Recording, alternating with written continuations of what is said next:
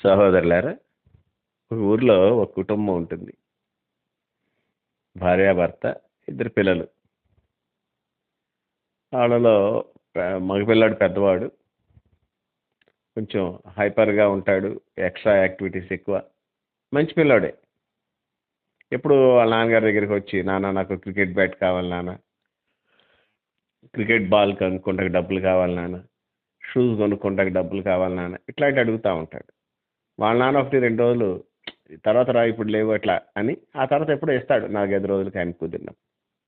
తర్వాత ఎప్పుడో 10 రోజులకో తీసుకొస్తూ ఉంటాడు. చాలా ఫీల్స్ చేస్తుంటాడు. కొన్నిటిని అసలు నేను ఇవ్వనని చెప్పేస్తాడు ఆయన. ఖర్చు డబ్బులు వేస్ట్ ఎందుకు వెళ్ళిపో అని చెప్పి తిడుతుంటాడు. కాబట్టి సహోదరులారా, అది ఆయన యొక్క నైజం. ఈ పిల్లలు కూడా అడుగుతారు, సరే డాడీ ఇస్తే ఇస్తాడు లేకపోతే లేదు ఇట్లా అనుకుంటుంటారు. ఒకరోజు వాళ్ళ ఈ నాన్నగారు లేదా ఆ యొక్క కుటుంబ యజమాని వాళ్ళ వీధిలోనే నడుచుకుంటూ వెళ్తూ ఉంటాడు. ఒక ఇంట్లో నుంచి వాళ్ళ అబ్బాయి మాటలు వినిపిస్తూ ఉంటాయి. గొంతు గుర్తుపట్టి ఆగుతాడు. ఆ ఇంట్లో వాళ్ళ అబ్బాయి ఫ్రెండ్. అంటే వాళ్ళ అబ్బాయి ఫ్రెండ్ ఇల్లు అది. చాలామంది ఇద్దరు, ముగ్గురు, నలుగురు కూర్చొని మాట్లాడుకుంటూ ఉంటారు. ఒరేయ్ ఇదిరా, ఇదిరా ఇట్లాగరా అని చెప్పి ఇలాగ. వీళ్ళ అబ్బాయి వాళ్ళలో నుంచి మాట్లాడుతూ అంటాడు, మా నాన్న అయితే అలా కాదు. మా నాన్న ఈ రోజు గాని నేను సైకిల్ అడిగానంటే రేపు పొద్దున్న కల్లా వచ్చి మా ఇంట్లో నా ముందు పెట్టేస్తాడని చెప్తాడు. వీళ్ళ నాన్నకు కొంచెం ఆశ్చర్యం అనిపిస్తుంది. ఇదేంటి నేను ఆడికి ఇవ్వనే, ఎప్పుడు అడిగినా సరే 4, 5 రోజుల తర్వాత చేస్తుంటాను. వీడేంటి ఇలా చెప్తున్నాడు నా గురించి అని ఆలోచిస్తాడు ఆయన. ఆలోచించి జాగ్రత్తగా వింటాడు. అతను గట్టిగా చెప్తుంటాడు. ఎట్టి పరిస్థితులు అసలు మా నాన్న అంటే ఏమనుకుంటున్నారా, నేను అడగాలే కానీ అట్లా చెప్తుంటాడు. సరే, ఈయనకి కొంచెం దాన్ని ప్రిస్టేజియస్గా తీసుకొని వెళ్ళి ఏకంగా సైకిల్ షాప్కి వెళ్ళిపోయి కొత్త సైకిల్ ఒకటి కొనుక్కొని తీసుకొచ్చి సాయంకాలానికి ఇంట్లో పెడతాడు. ఆ పిల్లోడు సాయంకాలం ఆటలాడుకొని అవన్నీ చేసుకొని సాయంకాలం ఇంటికి వచ్చినప్పుడు సైకిల్ కొత్తది ఉంటుంది. ఏంటి ఎక్కడిది రా అని అడుగుతాడు సర్ప్రైజ్. నీకోసమేరా, నువ్వు అన్నావుగా మా నాన్న ఇప్పుడు అడిగితే ఎప్పుడే చేస్తాడురా అని, అందుకే తీసుకొచ్చానని చెప్తాడు. సహోదరులారా, ఆ తండ్రి తన గురించి తాను తన పిల్లలు మాట్లాడుకుంటాం విని ఎంత చక్కగా హ్యాపీ ఫీల్ అయ్యాడు. పిల్లలకి అడిగిందే వెంటనే తీసుకొచ్చి ఇచ్చాడు. అంతే. మనం కూడా దేవుని దగ్గర ప్రీతికరమైన ప్రవర్తన కలిగినప్పుడు, దేవుణ్ణి మన్నన చేసి దేవుని గౌరవించినప్పుడు దేవుడు కూడా మన పక్షంగా గొప్ప కార్యాలే చేస్తాడు. అట్లా గొప్ప కార్యాలు, ఆశ్చర్య కార్యాలు మన జీవితంలో చేస్తూ మనల్ని నడిపిస్తున్న తండ్రి అయిన దేవునికి, మన ప్రభువు రక్షకుడైన యేసుక్రీస్తు వారి గణనామందు స్తుతులు, స్తోత్రాలు, వందనాలు, కృతజ్ఞతాస్తుతులు చెల్లిస్తున్నాను. ఆయన ఘనమైన నామాన్ని బట్టి భూమి మీద విస్తరిస్తూ వర్ధిల్లుతున్న మీకు కూడా క్రీస్తు వారి పుణ్యనామంలో శుభములు, వందనములు తెలియజేసుకుంటున్నాను. సహోదరులారా, స్నేహితులారా, మీరందరూ క్షేమంగా ఉన్నారు కదా. మరొక రోజు మీతో కలిసి దేవుని వాక్యం ధ్యానం చేయటానికి ప్రభు మనకిచ్చిన కృపను బట్టి ప్రభువునందు ఆనందిస్తూ స్తుతిస్తూ నేటి వాక్య ధ్యానాన్ని అపోస్తుల కార్యాల గ్రంథము 2వ అధ్యాయం 42వ వాక్యం నుండి ధ్యానం చేస్తాం. అపోస్తుల కార్యాల గ్రంథము 2వ అధ్యాయము 42వ వచనం. వీరు అపోస్తుల బోధయందును సహవాసమందును రొట్టె విరుచుట యందును ప్రార్థన చేయుట యందును ఎడతెగక ఉండిరి. వీరు అపోస్తుల బోధయందును సహవాసమందును రొట్టె విరుచుట యందును ప్రార్థన చేయుట యందును ఎడతెగక ఉండిరి. వీరు అనే మాటకి మీకు అర్థం తెలిసే ఉంటుంది. అపోస్తులైన పేతురు గారు తను చేసిన మొదటి ప్రసంగంలో ఆయన మాటలను బట్టి పరిశుద్ధాత్మ వీళ్ళ హృదయాల్ని దర్శించి పశ్చాత్తాపడి లేదా హృదయంలో పొడవబడి అని రాయబడింది అక్కడ. దొచ్చబడిన వారే, సహోదరులారా మేమేం చేయాలని అడిగితే, మీరు ఈ మూర్ఖులకి ఈ తరం వారికి వేరైపోయి ఇచ్చి యేసు ప్రభు నామంలో మీరు ఇలా బాప్తీసం తీసుకుని అని చెప్తారు. బాప్తీసం తీసుకుంటారు వాళ్ళు. అలా బాప్తీసం తీసుకున్న వాళ్ళు అపోస్తుల బోధ యందును సహవాసం అందును రొట్టె విరుచుట యందును ప్రార్థన చేయుట యందును ఎడతెగక ఉన్నారు అని చెప్పి చెప్పబడింది. అంటే వీరు అనగా బాప్తీసం తీసుకొని సంఘంలో చేర్చబడ్డవాళ్ళు. మీరు ఇది గుర్తుంచుకోవాలి. చాలా చోట్ల మందిరాల్లో బాప్తీసం తీసుకోకుండానే బలారాధన ఇస్తున్నారనేది కొన్ని చూసాం, అట్లాగా విన్నాం. అలాంటి సాక్ష్యాలు మేము విన్నాం. అంటే పెద్ద పెద్ద మందిరాల్లో జరుగుద్ది ఇది. అడగరు, అసలు మీరు ఎక్కడ బాప్తీసం తీసుకున్నారు, ఎవరు ఏంటి అనేది విచారించరు. వచ్చాడా ఇచ్చేయటమే, ఇంకంతే. అట్లా మంచిది కాదు. బాప్తీసం తీసుకున్న వాళ్ళకి ఇవ్వచ్చు. అతను అడగాలి మనం, బాప్తీసం తీసుకున్నావా తీసుకోలేదా. తీసుకున్నానని అబద్ధం చెప్పాడు అనుకోండి, అతనే లెక్క చెప్తాడు. తీసుకోలేదు, తీసుకోనప్పుడు మనం ఇవ్వకూడదు. కాబట్టి సహోదరులారా, వీళ్ళు ఇలాగ రొట్టె విరుచుట, ప్రార్థన, సహవాసం, అట్లాగా అపోస్తుల బోధ, ఈ నాలుగిటి మీద కట్టబడుతున్నారు. మనం కూడా సుమారుగా ఈ నాలుగిట్లో మూడింటిని బాగా చేస్తాం. ఏంటంటే ప్రతిరోజు వాక్యం వింటుంటాం, ఎక్కడో చోట ఎవరో ద్వారా, లేదా మనం వెళ్తున్న సంఘ కాపరి ద్వారా కానీ మనం వింటుంటాం ప్రతిరోజు కూడా. రెండవది ఏంటంటే ప్రార్థన మనం చేసుకుంటూ ఉంటాం, చక్కగా ప్రార్థన చేసుకుంటాం. రొట్టె విరుచుట అనేది ఆయా సంఘాల్లో వాళ్ళు ఏర్పాటు చేసుకున్న దాన్ని బట్టి, కొందరు మొదటి ఆదివారం అంటున్నారు, కొందరు రెండో ఆదివారం చేస్తున్నారు, ఇంకొందరు ప్రతి ఆదివారం చేస్తున్నారు. ఇక అది వాళ్ళు ఏర్పాటు చేసుకున్నది, వాళ్ళ నియమం, ఇక అట్లా పెట్టుకున్నారు. సరే, ఏదేమైనప్పటికీ ఇవన్నీ జరుగుతాయి. కానీ సహవాసం అనేది మన జీవితాల్లో కొరవడింది. సహవాసం చాలా ప్రాముఖ్యమైనదిగా కృత నిబంధన సంఘంలో మనకు చెప్పబడింది. ప్రతిరోజు ప్రతి ఇంట వాళ్ళు కూడుకుంటూ ఉన్నారని మరల చెప్తూ వచ్చింది అపోస్తల కార్యాల గ్రంథం. పత్రికల్లో కూడా మీరు సమాజంగా కూడుకుంటూ మానవద్దు అని చెప్పి, ప్రతిదినము ఇట్లా ఒకరినొకడు పురుగు కొలుపుతూ అని, ఇట్లాంటివన్నీ చెప్పబడింది. కాబట్టి సహోదరులారా, సహవాసం చాలా ఇంపార్టెంట్. సహవాసం అనేది నీకు ఉందా? చాలాసార్లు మనం క్రైస్తవులతో సహవాసం చేయం మనం. మరి ఎవరితో చేస్తాం సహవాసం అంటే అక్కడక్కడ వాళ్ళతో చేస్తాం. కులస్తులతో సహవాసం చేస్తాం చాలాసార్లు. మన కులం వాడా కాదా, అదొక దరిద్రమైన స్థితి క్రైస్తవుడికి. లేదు, రాజకీయంగా పొలిటీషియన్స్తో సహవాసం చేస్తాం. పొలిటీషియన్స్తో నీకేం పని? పాలిటిక్స్ అంటేనే బురద సుమారుగా. అంత పొలిటికల్గా రాజనీతిజ్ఞులు ఎంతమంది ఉన్నారు ఇప్పుడు ఈ రోజుల్లో? దేశం ఎట్లా ఉందో, రాష్ట్రం ఎట్లా ఉందో, ఈ ప్రభుత్వం పోతే ఆ ప్రభుత్వం వస్తుంది, అదే నాకు బాగుపడిందంటే అది రాదు, అది వచ్చినా సరే అది చేసేది లేదు, ఇది వచ్చినా సరే ఇది చేసేది లేదు. ఏదో ఒక వర్గానికి ఎక్కడో చోట నష్టం కలుగుతూనే ఉంది ప్రతి ప్రభుత్వంలోనూ. మరి అట్లాంటప్పుడు ఎట్లాగా? మీకు దేనికి పాలిటిక్స్, ఈ యొక్క పాలిటిక్స్ దేనికి మీకు? కనుక సహోదరులారా, మన సహవాసం ఎవరితో ఉందో మనం చూసుకోవాలి. నేను మీతో చెప్తున్న మాట ఏంటంటే, మీ సహవాసం క్రైస్తవులతోనే ఉండాలి. అంతే, క్రైస్తవులతోనే ఎక్కువగా సహవాసం చేయాలి.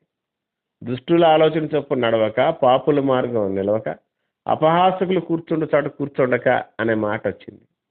దుష్టులు, పాపులు, అపహాసకులు, వీళ్ళతో నీకు అసలు సహవాసం ఉంటేనేగా మిగిలిన పనులు జరిగేది.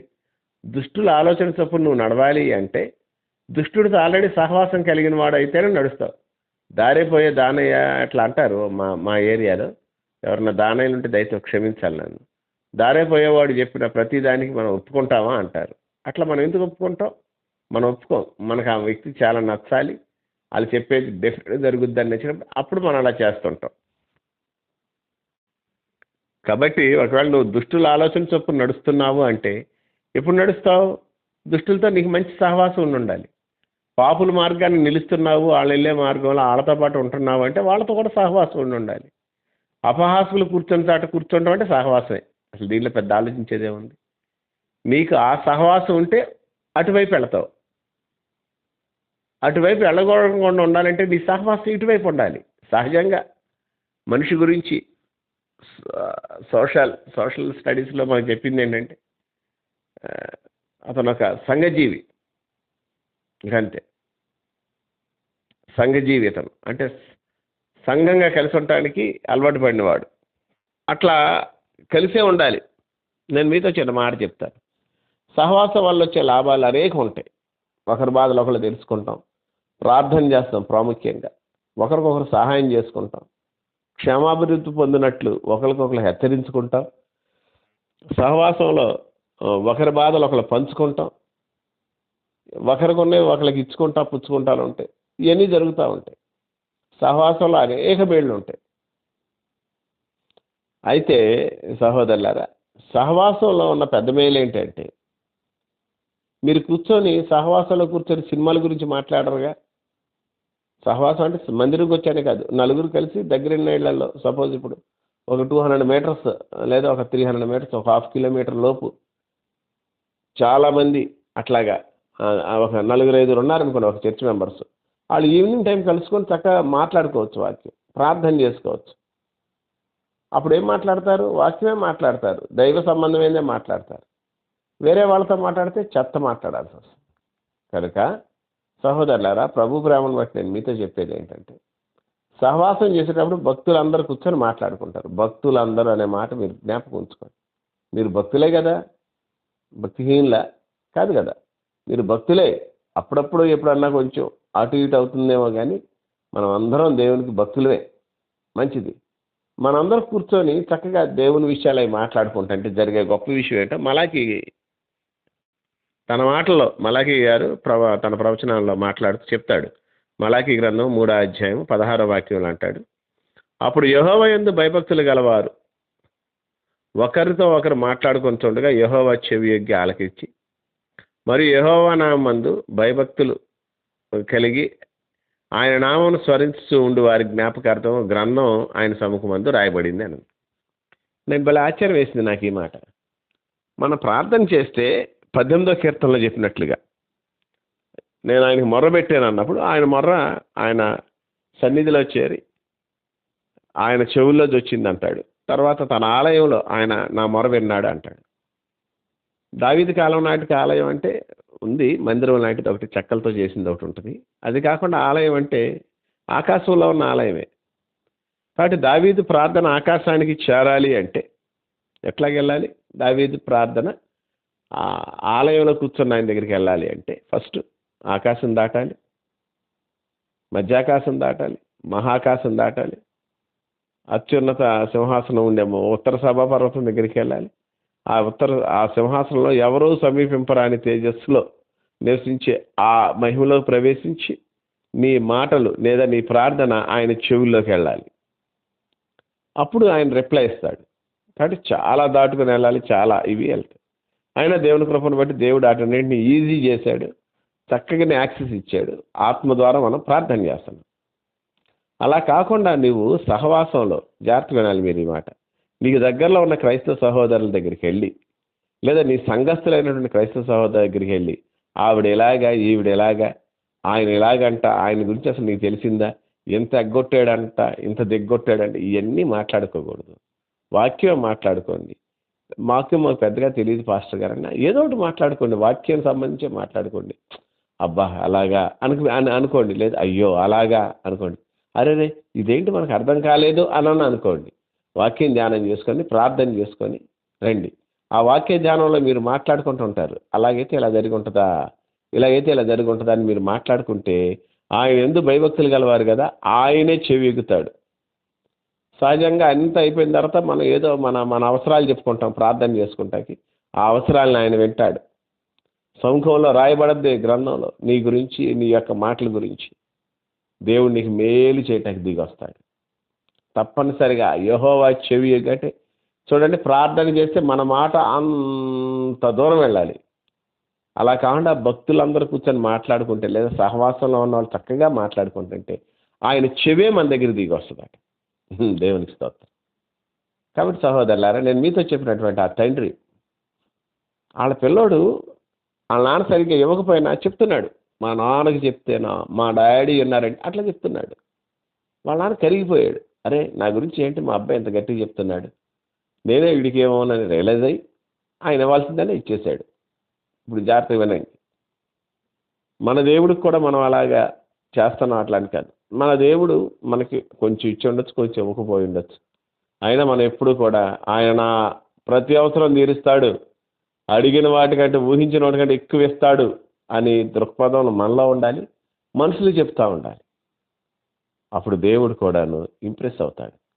ఆయన నీకు ఇస్తాడు, ఎట్టి పరిస్థితులు ఇచ్చేస్తాడని నేను చెప్పలేను, కానీ ఆయన తన తలంచి అన్నీ ఇస్తాడు, అద్భుతంగా ఇస్తాడు, ఆశ్చర్యకరంగా ఇస్తాడు.